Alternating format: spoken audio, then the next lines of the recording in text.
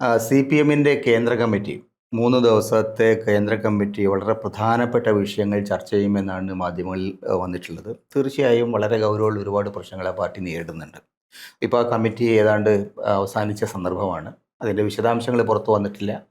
General സെക്രട്ടറിയുടെ മാധ്യമങ്ങളെ കാണുന്നത് ഒരുപക്ഷെ ഈ കമ്മിറ്റിക്ക് ശേഷമായിരിക്കും. കമ്മിറ്റിയുടെ പിന്നാലെയാണ് സാധാരണ, പിറ്റേന്നാണ് അത്തരത്തിലുള്ള ഒഫീഷ്യൽ പ്രസംഗങ്ങൾ ഉണ്ടാകാറുള്ളത്. അതും വന്നിട്ടില്ല. അപ്പോൾ ഈ സാഹചര്യത്തിൽ കഴിഞ്ഞ 3 ദിവസമായി നടന്ന കമ്മിറ്റിയുടെ ചർച്ചകളുടെ സ്വഭാവം അതൊരു സെൽഫ് ക്രിട്ടിക്കലായിട്ടുള്ള കൺസ്ട്രക്റ്റീവായിട്ടുള്ള ഒരു ചർച്ചയായിരിക്കുമോ, അല്ല പരസ്പരം പഴിചാരലും ഒരു തരത്തിലുള്ള ഗ്രൂപ്പ് അടിസ്ഥാനത്തിലുള്ള യുദ്ധത്തിൻ്റെ സ്വഭാവം ഉള്ളതുമായിട്ടുള്ള എങ്ങനെയായിരിക്കും ആ കമ്മിറ്റിയുടെ സ്വഭാവം എന്നാണ് കരുതുന്നത്? അല്ല, ഈ കേന്ദ്ര കമ്മിറ്റിയെ സംബന്ധിച്ച് മാധ്യമങ്ങളിലൂടെ വന്നിട്ടുള്ള ഒരുപാട് വിശദാംശങ്ങളുണ്ട്. അതിൽ കേരളത്തിൽ നിന്നുള്ള കേന്ദ്ര കമ്മിറ്റി അംഗങ്ങളുടെ പ്രതികരണങ്ങൾ പല രീതിയിൽ വന്നിട്ടുണ്ട്. 4 വനിതാ അംഗങ്ങൾ അവർ ഏതാണ്ട് ഒരേ സ്വരത്തിൽ തന്നെ കേരളത്തിൽ CPM നേരിട്ട പരാജയത്തിൻ്റെ ഉത്തരവാദിത്വം മുൻ മുഖ്യമന്ത്രിക്കാണ് എന്ന നിലയ്ക്ക് സൂചിപ്പിക്കുന്ന മട്ടിൽ പറഞ്ഞിട്ടുണ്ട്. അതുപോലെ തന്നെ വിഴിഞ്ഞം തുറമുഖവുമായി ബന്ധപ്പെട്ട കാര്യത്തിൽ കണ്ണൂരിലെ ജില്ലാ സെക്രട്ടറി KK രാധാകൃഷ്ണൻ നിലപാടിനെ തള്ളിക്കളയുന്ന രീതിയിലാണ് അവർ പൊതു അഭിപ്രായം പറഞ്ഞത്.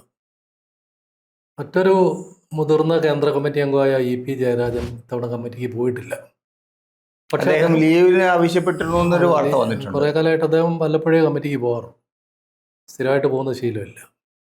മാത്രമല്ല, അദ്ദേഹം വിഴിഞ്ഞം തുറമുഖത്തിൻ്റെ കാര്യത്തിൽ ഒരു പിണറായി വിജയൻ്റെയും MV ഗോവിന്ദൻ്റെയും KK രാഗേഷിൻ്റെയും നിലപാടുകൾക്കെതിരായ ഒരു സമീപനമാണ് പരസ്യമായിട്ട് പറഞ്ഞത്. ഇത്തവണത്തെ ഒരു പ്രത്യേകത, മുമ്പൊരിക്കലും ഈ കേന്ദ്ര കമ്മിറ്റി അംഗങ്ങളൊന്നും മാധ്യമങ്ങളുടെ മുമ്പിലൊന്നും പരസ്യമായിട്ട് ഇത്തരം കാര്യങ്ങൾ പറയാറുണ്ടായിരുന്നില്ല. പക്ഷേ പാർട്ടിക്ക് അകത്ത് നടക്കുന്ന ഒരു ചർച്ചയുടെ സ്വഭാവത്തിൻ്റെ ഭാഗമായിട്ടാവാം, അതല്ലെങ്കിൽ പിണറായി വിജയൻ കുറേ കൂടി ദുർബലനായി എന്ന തോന്നലിൻ്റെ ഭാഗമായിട്ടാവാം, അവർ പലരും ആ കാര്യങ്ങൾ തുറന്ന് പറഞ്ഞു തുടങ്ങിയിട്ടുണ്ട്. ജനറൽ സെക്രട്ടറി MA ബേബിയും ഇവരെ പൂർണ്ണമായി തള്ളിക്കളയുന്നില്ല. അദ്ദേഹം ഒരു മിതവാദ സമീപനാണ്, പക്ഷേ വിമർശനങ്ങളെ പ്രോത്സാഹിപ്പിക്കുമെന്ന സൂചനയാണ് അദ്ദേഹം നൽകുന്നത്. വിമർശനം ഒരു കുറ്റകൃത്യമല്ല എന്ന മട്ടിൽ ബേബി പറയുന്നുണ്ട്. പാർട്ടിക്ക് അതുകൊണ്ട് പോറലുണ്ടാകാൻ പാടില്ല. നിങ്ങൾ വിമർശിച്ചോളൂ, കാര്യങ്ങൾ തുറന്ന് പറയുന്നതിലും പ്രശ്നമില്ല, പക്ഷേ പാർട്ടിക്ക് പോറൽ വരാൻ പാടില്ല. അങ്ങനെയാണ് ബേബി പറഞ്ഞത്. എന്ന് വെച്ചാൽ പഴയ പോലെ എന്തെങ്കിലും അഭിപ്രായങ്ങൾ പറയുന്നതിൻ്റെ പേരിൽ നിങ്ങളെ ഗളഹസ്യം ചെയ്യും എന്ന് ഭയപ്പെടേണ്ടെന്നാണ് എൻ്റെ മലയാളം.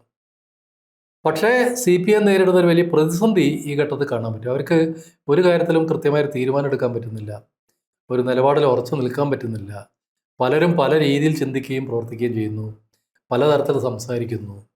ഞാൻ മനസ്സിലാക്കുന്നിടത്തോളം മുമ്പ് CPMനകത്ത് ശക്തമായ വിഭാഗീയത വന്ന എല്ലാ കാലത്തും അത് 2 ധ്രുവങ്ങളായിട്ട് തിരിയാണ് ചെയ്തുകൊണ്ടിരുന്നത്. അപ്പോൾ MVRൻ്റെ കാലത്ത് MVR ഒരു ഭാഗത്തും VS അച്യുതാനന്ദനെ പോലുള്ളൊരു മറുഭാഗത്തും എന്ന നിലയ്ക്ക് ധ്രുവീകരണം വന്നു. ഗൗരിയമ്മയുടെ കാലത്ത് ഗൗരിയമ്മ ഒരു വശത്തും പിണറായി വിജയൻ അടക്കമുള്ള പാർട്ടി നേതാക്കൾ മറുഭാഗത്തും എന്ന നിലയ്ക്ക് വന്നു. CITUവിൻ്റെ വിഭജനം എന്ന കാലത്ത് CITU ഗ്രൂപ്പ് ഒരു ഭാഗത്തും പിണറായി വിജയനും VKSും മറ്റൊരു ഭാഗത്തും എന്ന വിഭജനം വന്നു. VSൻ്റെ കാലത്ത് ഉണ്ടായ ഗ്രൂപ്പ് തർക്കങ്ങൾ വന്നപ്പോൾ ഒരു ഭാഗത്ത് VSും മറുഭാഗത്ത് പിണറായി വിജയനും എന്ന നിലയ്ക്ക് വന്നു.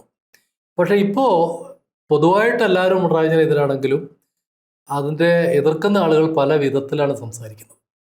അതിൽ P രാജീവനും ബാലഗോപാലനും ഏറെക്കുറെ ഒരഭിപ്രായമാണ്. Shailaja teacher, P Jayarajan, MV Jayarajan തുടങ്ങിയവർക്ക് വേറൊരു നിലപാടാണ്. MB രാജേഷിനെ പോലുള്ള ആളുകൾക്ക് വേറൊരു നിലപാടുണ്ട്. സ്വരാജിനെ പോലുള്ളവർക്കും റിയാസിനെ പോലുള്ളവർക്കൊക്കെ മറ്റു നിലപാടുകളുണ്ട്. അങ്ങനെ പലതായിട്ട് ചെതറി നിൽക്കുകയാണ്. ഇത് അസാധാരണമായൊരു സാഹചര്യമാണ്. മുൻപൊരിക്കലും ഇങ്ങനെ പല ചെറു ചെറു ഗ്രൂപ്പുകളായിട്ട് പല രീതിയിൽ ചെതറി നിൽക്കുന്ന ഒരു രീതി CPMനകത്ത് ഒരു ഘട്ടത്തിലുണ്ടായിട്ടില്ല. ഇത് സവിശേഷമായ ഒരു ഗ്രൂപ്പിംഗ് ആണ്. ഇതിൻ്റെ പൊതു സ്വഭാവം എന്തായിരിക്കും എന്നുള്ളത് കണ്ടറിയാൻ. അല്ല, അങ്ങനെ ഈ ചെതറിയ തരത്തിലുള്ള ഒരു പൊളിറ്റിക്കൽ ഫോർമേഷൻ ഉണ്ടാവാൻ ഒരു കാരണം മുൻകാലങ്ങളിൽ നിന്ന് വ്യത്യസ്തമായിട്ട് മുൻകാലങ്ങളിൽ വളരെ സ്ട്രോങ് ഐഡിയോളജിക്കൽ ഫൗണ്ടേഷൻ അടിസ്ഥാനത്തിലാണ് ഡിവിഷൻ ഉണ്ടായിരുന്നത്. എനിക്ക് തോന്നുന്നത് കഴിഞ്ഞൊരു 10-20 കൊല്ലങ്ങളായിട്ട് പാർട്ടിയിൽ ഐഡിയോളജിയേക്കാൾ കൂടുതലായിട്ട് ലോയൽറ്റി എന്ന് പറയുന്ന സംഗതിക്ക് കൂടുതൽ പ്രാധാന്യം വന്നു. ഇപ്പം ലോയൽറ്റി വന്നപ്പം ഐഡിയോളജി പിറകോട്ട് പോയി. ആശയപരമായിട്ടുള്ള ഒരു ചർച്ചയും ഇൻറ്റേർണലായിട്ട് ഇല്ലാതായി. അണികളെയും ലീഡേഴ്സിനെയും ആ തരത്തിൽ ട്രെയിൻ ചെയ്യുന്ന സംവിധാനമില്ലായി. അങ്ങനെ ഒരു സാധാരണ നിലയിൽ ഒരു ബൂർഷ്വാ പാർട്ടിയുടെ സ്വഭാവങ്ങൾ ആർജിച്ചതുകൊണ്ട് കോൺഗ്രസ്സിൽ എങ്ങനെയാണ്? കോൺഗ്രസ്സിൽ പലതരത്തിലുള്ള ഗ്രൂപ്പുകളുണ്ട്, പല താല്പര്യങ്ങളുണ്ട്, ഗ്രൂപ്പ് ഇടയ്ക്കിടയ്ക്ക് മാറും ചെയ്യും. ആ ഒരു പെർമ്യൂട്ടേഷൻ ആൻഡ് കോമ്പിനേഷൻ ലോയൽറ്റിയുടെ അടിസ്ഥാനത്തിലുള്ള ബന്ധങ്ങൾ എന്നത് CPM-നെയും ബാധിച്ചു തുടങ്ങിയെന്നാണ് നമ്മൾ മനസ്സിലാക്കേണ്ടത്. തീർച്ചയായിട്ടും ഓരോരുത്തരും അവരവരുടേതായ ഒരു സാമന്ത രാജ്യം ഉണ്ടാക്കാൻ ശ്രമിക്കുകയാണ്. പി രാജീവിന് സെക്രട്ടറിയായിട്ട് വരണമെന്ന് താല്പര്യമുണ്ട്, ബാലഗോപാലിനും അതേ താല്പര്യമുണ്ട്, MP രാജേഷിനും സ്വരാജിനും ഒക്കെ അവരവരുടെ താല്പര്യങ്ങളുണ്ട്. മുഹമ്മദ് റിയാസ് ഈ പിണറായി വിജയൻ്റെ പിന്തുടർച്ചക്കാരെന്നുള്ള നിലയ്ക്ക് നിൽക്കണമെന്ന് താല്പര്യപ്പെടുന്നുണ്ട്. AN ഷംസീറിനെ പോലുള്ളവർക്ക് റിയാസിനെതിരായിട്ടൊരു നിലപാടിലേക്ക് പോകേണ്ടി വരുന്നുണ്ട്. പിന്നെ മുതിർന്ന ആളുകൾ P Jayarajan, PK Shrimati, EP Jayarajan, KK Shailaja, Thomas Isaac തുടങ്ങിയ ഒരുപക്ഷെ പിണറായി വിജയന് തൊട്ട് പിന്നാലെയുള്ള തലമുറയിൽപ്പെട്ട ആളുകൾ അവർക്ക് അവരുടേതായ ചില താല്പര്യങ്ങളും നിലപാടുകളും ഉണ്ട്. അങ്ങനെ മൊത്തത്തിൽ കലങ്ങി മറിഞ്ഞ ഒരു അന്തരീക്ഷത്തിലാണ് CPM ഇപ്പോൾ നിൽക്കുന്നത്. ഒരു ഏകാഭിപ്രായമോ ഏക നിലപാടോ ഏക സ്വരമോ നമുക്ക് കാണാൻ കഴിയാത്ത തരത്തിൽ വേറിട്ട് പോകും. അത് കേരളത്തിലെ മാത്രം സ്ഥിതിയാണോ അതോ ദേശീയ തലത്തിൽ തന്നെ ഇന്ന് പാർട്ടി അങ്ങനെ ഒരു ഓരോ സ്ഥലത്തും ഓരോ സ്റ്റേറ്റിലും ഓരോ ഒരു ഫെഡറൽ സമ്പ്രദായം സത്യത്തിൽ ഫെഡറലിസത്തിനെതിരായിട്ടുള്ളൊരു നിലപാടാണ് ആ കാര്യത്തിൽ അവരുത്. പാർട്ടി ഒരു യൂണിഫൈഡ് പാർട്ടിയാണ്, യുണൈറ്റഡ് പാർട്ടിയാണ്. ഇത് പക്ഷേ ഫെഡറൽ സ്ട്രക്ചർ ഫെഡറൽ ആയിട്ടുള്ള താല്പര്യങ്ങൾ വന്നു തുടങ്ങിയെന്നാണോ നമ്മൾ മനസ്സിലാക്കേണ്ടത്? അല്ല, ഫെഡറലായ ഒരു സ്വഭാവം മുൻപേ ഉണ്ട്. കാരണം കേരളത്തിൻ്റെ താല്പര്യങ്ങൾക്ക് അനുസരിച്ച് കുറേ കാലം പ്രകാശ് കാരാട്ട് ജനറൽ സെക്രട്ടറി ആയ സമയത്ത് അത് ആ നിലയ്ക്ക് പോയിരുന്നു. ബംഗാളിൽ ബുദ്ധദേവന് സ്വാധീനം ഉണ്ടായിരുന്ന സമയത്ത് ബംഗാളിലെ പാർട്ടിയുടെ അഭിപ്രായങ്ങൾ അദ്ദേഹം പ്രകാശുമായിട്ട് തീരെ ഒരു യോജിപ്പിലായിരുന്നില്ല. അവർ കുറെ കൂടി വ്യത്യസ്തമായ നിലപാടിലേക്ക് പോയിരുന്നു. ഇപ്പോൾ അശോക് ധവളയെ പോലുള്ളവർ ഉയർന്നു വന്നപ്പോൾ മഹാരാഷ്ട്രയിലെ പാർട്ടി കുറെ കൂടി, അതിൽ പഞ്ചാബിലെ പാർട്ടി പൂർണ്ണമായിട്ടും സുർജിത്തിനെതിരായിട്ട് പുറത്തേക്ക് എല്ലാവരും പുറത്തേക്ക് പോയി. അവർ RBI എന്ന് പറയുന്ന പുതിയ വേറൊരു പാർട്ടി ഉണ്ടായി. ഇപ്പോൾ മഹാരാഷ്ട്രയിൽ കുറെ കൂടി അവരെ എമർജ് ചെയ്ത് വന്നിട്ടുണ്ട്. അശോക് ധവളെ കുറെ കൂടി ശക്തമായിട്ട് നിലപാടെടുക്കുന്നുണ്ട്. മാത്രമല്ല അവരൊന്നും പിണറായി വിജയനെ പഴയ പോലെ അശോക് ധവളയോ വിജു കൃഷ്ണനോ ഒന്നും പിണറായി വിജയനെ പഴയ പോലെ പിന്തുണയ്ക്കുന്നില്ല. ബംഗാളിലെ സ്ഥിതി എന്താ അറിയില്ല, കാരണം അവർ മൊത്തത്തിൽ തകർന്ന് നിരപ്പണമായതുകൊണ്ട് അവരുടെ നിലപാടൊന്നും ഇപ്പോൾ ആരും ശ്രദ്ധിക്കാതെ. പക്ഷേ പിണറായി വിജയനെതിരായ ഒരു സമീപനം പൊതുവിൽ ഈ കേന്ദ്ര കമ്മിറ്റിയിൽ ശക്തമായി വന്നിട്ടുണ്ടെന്ന് കരുതാവുന്ന നിരവധി ഘടകങ്ങളുണ്ട്. അദ്ദേഹം വളരെ അപ്സെറ്റായിരുന്നു. അദ്ദേഹത്തിന് പല രീതിയിൽ ഇതിൻ്റെയൊക്കെ ഉത്തരവാദിത്തം ഏറ്റെടുക്കേണ്ടി വരുന്നുണ്ട്. മാത്രമല്ല, രസകരമായ കാര്യം, അദ്ദേഹത്തിൻ്റെ അഡീഷണൽ പ്രൈവറ്റ് സെക്രട്ടറിയാണ് അടുത്ത ദിവസം PM ശ്രീക്കെതിരെ ലേഖനം. അതിൽ പറയുന്നത് സമകാലിക മലയാളത്തിൽ അതിൽ ലേഖനം വന്നു. അതിൽ അദ്ദേഹം പറയുന്നത് ഗവൺമെൻറ് ചെയ്തത് തെറ്റാണെന്ന്. മന്ത്രിസഭയിൽ ആലോചിക്കാതെയാണെന്ന് ഒപ്പിട്ടത്. അത് ശരിയായ നിലപാടായിരുന്നില്ല. ഇന്ന കുഴപ്പങ്ങൾ അതിനുണ്ട്, നമ്മളത് അംഗീകരിക്കാൻ ബാധ്യസ്ഥമാണ്. അന്ന് പാർട്ടി പറഞ്ഞ വിശദീകരണം അതിന് പൊരുത്തപ്പെടുന്നതല്ല. അത് പിണറായി വിജയനെ സംബന്ധിച്ച് വലിയൊരു തിരിച്ചടിയാണ്. കാരണം അദ്ദേഹത്തിൻ്റെ ഒപ്പം നടന്ന ഒരാൾ, മുഖ്യമന്ത്രിയുടെ ഏറ്റവും വിശ്വസ്തനായിരുന്ന ഒരാൾ ഈ ചെയ്തതൊന്നും ശരിയല്ല, പാർട്ടിയിലെ ജനങ്ങളോട് കള്ളം പറഞ്ഞു എന്ന് പറയുന്നത് വലിയ തിരിച്ചടിയാണ്. അല്ല, അതൊരു പ്രശ്നം. അത് യഥാർത്ഥത്തിൽ എനിക്ക് തോന്നുന്നത് പിണറായി വിജയൻ്റെ ഈ പാർട്ടിയുമായിട്ടുള്ള ബന്ധങ്ങൾ, ഭരണ സംവിധാനത്തിൻ്റെ നിയന്ത്രണം, ഇതിലൊക്കെ തന്നെ ഒരുപാട് പ്രശ്നങ്ങൾ കുറേ കാലങ്ങളായി നമ്മൾ കേട്ടുകൊണ്ടിരുന്നു. ഒന്നാമത് അദ്ദേഹത്തിൻ്റെ ഏറ്റവും പ്രധാനപ്പെട്ട ആളുകളെ അദ്ദേഹം ഹാൻഡ് പിക്ക് ചെയ്തിരിക്കുന്ന ആളുകൾ തലശ്ശേരി എന്നൊക്കെ വന്നിട്ടുള്ള യഥാർത്ഥത്തിൽ ഒരു ചിന്താപരമായിട്ടോ രാഷ്ട്രീയമായിട്ടോ ഉയർന്ന തലത്തിലുള്ള ആളുകളായിരുന്നു.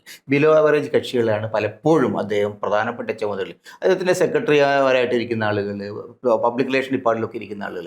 അപ്പോൾ അതുകൊണ്ടായിരിക്കുമോ ഇങ്ങനെ ചിന്താശീലരായിട്ടുള്ള കുറേ കൂടി ക്ലാരിറ്റി ഉള്ള ആളുകൾ ഇപ്പം പരസ്യമായിട്ട് പോയിട്ടുണ്ട്. അവരുടെ ഒരു അമിതമാധിപത്യം യഥാർത്ഥത്തിൽ ഭരണത്തെ ഒരുപാട് ഒരു വലിയ പ്രതിസന്ധിയിൽ എത്തിച്ചിട്ടുണ്ടെന്ന് കരുതേണ്ടി വരുമോ? അങ്ങനെ കരുതണം. കാരണം ഈ ഒരു കോക്കസിന്റെ പിടിയിലായിരുന്നു പിണറായി വിജയൻ എന്നുള്ളത് ഇപ്പോൾ ആ ഗവൺമെന്റുമായി ബന്ധപ്പെട്ട് ആളുകളെ തുറന്നു പറയാൻ തുടങ്ങി. പ്രത്യേകിച്ച് ഇപ്പോൾ ആരോഗ്യവകുപ്പിന്റെ നിയന്ത്രണമൊന്നും മന്ത്രിക്കുണ്ടായിരുന്നില്ല. വിദ്വാനായിരുന്നു എനിക്ക് തോന്നുന്നത്, പയ്യന്നൂര് മുഹമ്മദ് അഷീൽ. അത് ശൈലജ ടീച്ചറുടെ കാലത്ത്, വീണയുടെ കാലത്ത് പിണറായി വിജയന്റെ കൂടെ സജീവനായിരുന്നു. അയാളൊന്നും ഒരു നിലയ്ക്കും ഒരു സെൻസുള്ള ആളല്ല. AKG സെൻട്രലിലെ ആഫീസ് സെക്രട്ടറി ആയിരുന്ന ആളാണ്. അപ്പോൾ എല്ലാ വകുപ്പുകളിലും സ്വന്തം കിങ്കരന്മാരെ വെച്ചിട്ട് പണം ഊറ്റിയെടുക്കുകയാണ് യഥാർത്ഥത്തിൽ പിണറായി ചെയ്തത്. ഇപ്പോൾ പലരും പറയുന്നുണ്ട്, അടക്കം പറയുന്നുണ്ട്. ചിലരൊക്കെ അത് പരസ്യമായിട്ട് കൂടുതൽ പറയുന്നുണ്ട്. പുറത്തേക്ക് വരുന്ന ലക്ഷണമാണ് കൂടുതൽ അത് കാണുന്നത്. പുറത്തേക്ക് വരാനാണ് കാരണം സാധ്യത. ഒരുപാട് പേരെ ഒതുക്കി നിർത്തി, ഒതുക്കിയിട്ടുണ്ട്. ഒരുപാട് പേരെ ഒതുക്കി നിർത്തി ആ സമയത്ത്. കഴിവും ശേഷിയും ഉണ്ടായിരുന്ന ആളുകളെ, സത്യസന്ധതയുള്ള ആളുകളൊക്കെ ഒതുക്കിയും ചവിട്ടിയും പുറത്താക്കിയും ഒക്കെ പിണറായി വിജയൻ അദ്ദേഹത്തിൻ്റെ ഒരു സാമ്രാജ്യം കെട്ടിപ്പടുക്കുകയാണ് ചെയ്തത്. പക്ഷേ ഏത് സാമ്രാജ്യം തകർന്നു വന്നൊരു കാലം വരും, ഏത് കോട്ടയും തുരുമ്പിക്കുന്നൊരു കാലം വരും. ഇപ്പോൾ കണ്ണൂർ കോട്ട തുരുമ്പിച്ചുകൊണ്ടിരിക്കുകയാണ്.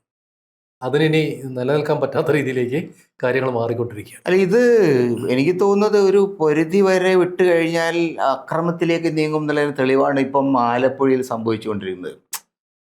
ജി സുധാകരനായിട്ട് വളരെ പരസ്യമായിട്ട് ഒരുതരം അക്രമത്തിന്റെ സ്വഭാവത്തിലാണ് അവിടുത്തെ ജില്ലാ സെക്രട്ടറി സംസാരിക്കുന്നത്. ഇത് പാർട്ടി എവിടെ കൊണ്ടെത്തിക്കും? അല്ല, അവർക്ക് വേറൊരു ഭാഷ അറിയില്ലല്ലോ. അവർക്ക് ജനാധിപത്യ സംവാദത്തിൻ്റെ ഭാഷ അറിയില്ല, മാർക്സിസ്റ്റ് രാഷ്ട്രീയത്തിൻ്റെ അടിസ്ഥാനം അറിയില്ല, മാർക്സിസ്റ്റ് സിദ്ധാന്തങ്ങളെക്കുറിച്ച് അറിയില്ല. അവർ ഈ പാർട്ടിയിൽ വന്ന് മുഷ്കോട്ട് മാത്രമേ അധികാരം വെട്ടിപ്പിടിക്കുകയും പണം ഉണ്ടാക്കുകയും ചെയ്ത ആളുകളാണ്. അവർക്ക് വേറൊരു ഭാഷയെ സംസാരിക്കില്ല. പക്ഷേ ജനങ്ങൾ എന്ത് ചെയ്യും? ജനങ്ങൾ അവരെ ഈ തമ്പുരാക്കന്മാരെ ഇനി അനുസരിക്കാൻ പോകുന്നുണ്ടോ? അല്ല, അത് അവര് ഒരു പാർട്ടി എന്നുള്ളതിലേക്ക് അവർ ഈ നിലയ്ക്ക് ഒരു അക്രമത്തിന്റെ സ്വഭാവം പരസ്യമായിട്ട് ഒരു സ്കൂളിൽ വെച്ചിട്ടാണ് ജി സുധാകരൻ അവിടെ എന്തോ ഒരു കാര്യത്തിന് ആ സ്കൂളുമായിട്ട് ബന്ധപ്പെട്ട ഒരു അഴിമതിയായിട്ട് ബന്ധപ്പെട്ട ഒരു വിഷയത്തിന് ആലോചിക്കാനോ അന്വേഷിക്കാനോ പോയത്. അവിടെ ചെന്നിട്ടാണ് അദ്ദേഹത്തിന് നേരെ മേക്കിട്ട് കയറുന്നത്. ഇത് നാട്ടുകാർ കൈകാര്യം ചെയ്യേണ്ട ഒരു അവസ്ഥയിലേക്ക് പോകും. ജനങ്ങൾ സ്വാഭാവികമായിട്ടും ബംഗാളിലൊക്കെ ചെയ്ത മാതിരി ഇവരെ കൈകാര്യം ചെയ്യുന്ന ഒരു അവസ്ഥയിലേക്ക് എത്തുമെന്നാണ് തോന്നുന്നത്. കാരണം അവരെല്ലാ കാലത്തും കരുതുന്നത് അവർക്കൊരു അപ്രമാദിത്വം ഉണ്ടെന്നാണ്. അങ്ങനെയൊന്നുമില്ല, അത് കഴിഞ്ഞിരിക്കുന്നു. കാരണം അമ്പലപ്പുഴയിൽ ഒറ്റയ്ക്ക് നിന്നിട്ട് UDF പിന്തുണയോടുകൂടി സുധാകരൻ ജയിക്കുകയാണ്. പയ്യന്നൂരിൽ വി കുഞ്ഞിക്കൃഷ്ണൻ സുധാകരന് മേലൊക്കെ കൈകാര്യം ചെയ്യാൻ ഇവർ പോയി കഴിഞ്ഞാൽ അദ്ദേഹത്തിന് പിന്തുണച്ച ജനങ്ങൾ കയ്യും കെട്ടി നോക്കിയിരിക്കുന്നു പറയാൻ നോക്കിയിരിക്കുന്നില്ല. അതിന്റെ പയ്യന്നൂർ ഇതേ അവസ്ഥയാണ്. അദ്ദേഹത്തിന്റെ ഓഫീസ് തുറക്കാൻ സമ്മതിക്കുന്നില്ല എന്നാണ് പറയുന്നത്. ഓഫീസ് എത്ര കാലം ജനങ്ങളെ നോക്കിയിരിക്കും? കഴിഞ്ഞ ദിവസമാണ് ഓഫീസ് തുറന്നത്. പിന്നെ തദ്ദേശ ഭരണ സ്ഥാപനങ്ങളിലൊന്നും അദ്ദേഹത്തെ ആയിട്ട് സഹകരിക്കുന്നില്ല. ഇവര് വടകര KK രമ ജയിച്ച കാലത്ത് തന്നെയാണ് ചെയ്തത്. പക്ഷേ രമയ്ക്ക് ഒരു രോമത്തിന് കുഴപ്പം വന്നിട്ടില്ല, ഒരു പ്രശ്നം വന്നില്ല. മാത്രമല്ല കഴിഞ്ഞ തവണത്തേക്കാൾ ഇരട്ടി വോട്ടിന് തവണ ജയിച്ചു. അവർക്ക് മനസ്സിലാക്കാൻ കഴിയുന്നില്ല എന്ന അത്ഭുതമല്ലേ? അവര് അവിടുത്തെ മുനിസിപ്പൽ ചെയർപേഴ്സണെ വെച്ചിട്ട് ഇതൊക്കെ മറികടക്കാൻ കരുതി. അതൊന്നും നടക്കുന്ന കേസല്ലാന്ന് നാട്ടുകാർക്ക് അറിയാലോ. അതുകൊണ്ട് ഇനിയെങ്കിലും അവർ കുറെ കൂടി ജനാധിപത്യമായിട്ട് പെരുമാറാനും കാര്യങ്ങൾ മനസ്സിലാക്കാനുള്ളൊരു ക്ഷമ പരിശീലിക്കുന്നതായിരിക്കും CPM-നെ സംബന്ധിച്ച് നല്ലത്. പക്ഷെ അതിന് പറ്റിയ ഒരു ലീഡർഷിപ്പ് സ്ട്രക്ചർ അവിടെ ഉണ്ടോ? സത്യത്തിൽ ബേബി ഇങ്ങനെ പറയുന്നു, അദ്ദേഹം അർജന്റീനയുടെ ഫുട്ബോളൊക്കെ വെച്ചിട്ട് ഇനി രാജ്യങ്ങളുടെ ഫുട്ബോൾ വേറെ, രാഷ്ട്രീയം വേറെ. ഫുട്ബോളിൽ അസിസ്റ്റ് വേണം, പക്ഷെ നിങ്ങൾ പിന്നെന്ന് കുത്താണ് ഇവിടെ നടക്കുന്നത്. അതെ, ഇവിടെ ഫുട്ബോൾ കൊണ്ട് കാര്യമൊന്നുമില്ല.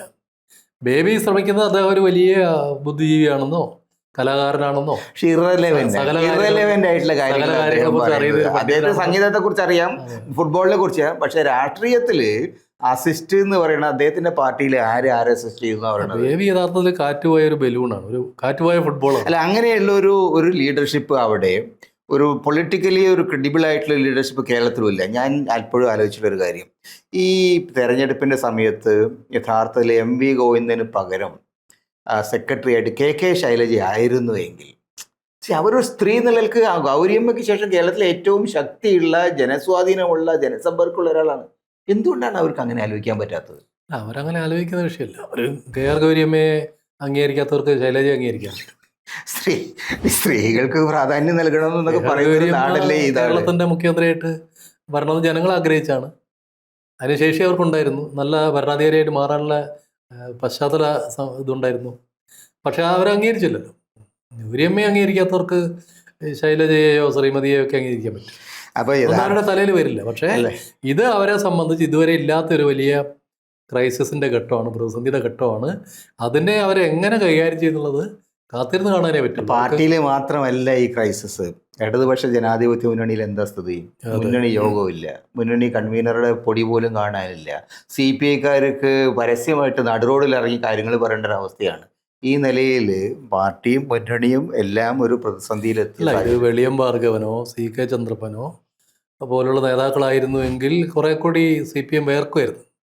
ഇപ്പം ബിനോയ് വിശ്വത്തെ പോലുള്ളൊരു പാവത്താനായതുകൊണ്ട് അതിങ്ങനെ പറഞ്ഞുകൊണ്ടിരിക്കുകയുള്ളൂ എന്ന് അവർക്കറിയാം. പക്ഷേ അതിൽ നിൽക്കില്ല. CPI-യെ സംബന്ധിച്ച് ഈ മുന്നണിയുടെ ഭാഗമായി നിൽക്കേണ്ട യാതൊരു ബാധ്യത അവർക്ക് ആവശ്യമില്ല എന്നാണ് തോന്നുന്നത്. ദേശീയാടിസ്ഥാനത്തിൽ അവർ വേറെ നിലപാടെടുത്തിട്ട് മതേതര ജനാധിപത്യ പ്രസ്ഥാനങ്ങളുടെ കൂടെ നിൽക്കുക എന്നുള്ളതാണ് ഏക പോംവഴി. അതിനവർ തയ്യാറാവുകയാണ് അവർക്ക് ഭാവിക്ക് നല്ലത്. ഏതായാലും 1-2 ദിവസത്തിനുള്ളിൽ കൂടുതൽ ഗൗരവത്തോടു കൂടിയുള്ള ഒരു തിരിച്ചറിവും ഒരു വലിയ ഒരു കലങ്ങിത്തള്ളിയൽ പ്രോസസ്സിന്റെ സ്റ്റാർട്ടിംഗ് പോയിന്റ് ഉണ്ടാവും എന്നാണ് പ്രതീക്ഷിക്കുന്നത്. ഇത് മിക്കവാറും വിശാല സംസ്ഥാന കമ്മിറ്റി വരെ ഈ തർക്കങ്ങൾ പോകാനാണ് സാധ്യത. അതിനകത്തൊരു അത് ഓഗസ്റ്റിലല്ലേ നടത്താൻ ഓഗസ്റ്റിലാണ്. പോകുന്നത്? അതുവരെ ഇത് പോവും. ഒരു ബലപരീക്ഷണത്തിലേക്ക് ഈ ഇരുവിഭാഗങ്ങൾക്കും പോകേണ്ടി വരും. മറ്റു ഗ്രൂപ്പുകൾ അതിൻ്റെ ഭാഗമായി നിൽക്കേണ്ടി വരും. പിണറായി വിജയൻ്റെ നിയന്ത്രണത്തിൽ ഇത് നിൽക്കുമെന്ന് എനിക്ക് തോന്നുന്നില്ല. എന്തായാലും ശരി, ഇന്നല്ലെങ്കിൽ നാളെ ഒന്നുകിൽ വിശാല സ്റ്റേറ്റ് കോൺഫറൻസിൽ അല്ലെങ്കിൽ അടുത്ത സമ്മേളനത്തിൽ ഇപ്പോഴുള്ള ലീഡർഷിപ്പിനെ പൂർണ്ണമായിട്ടും റിമൂവ് ചെയ്യുന്ന ഒരവസ്ഥയിലേക്ക് പാർട്ടി പോവും എന്നാണ് കരുതേണ്ടത്. അതെ.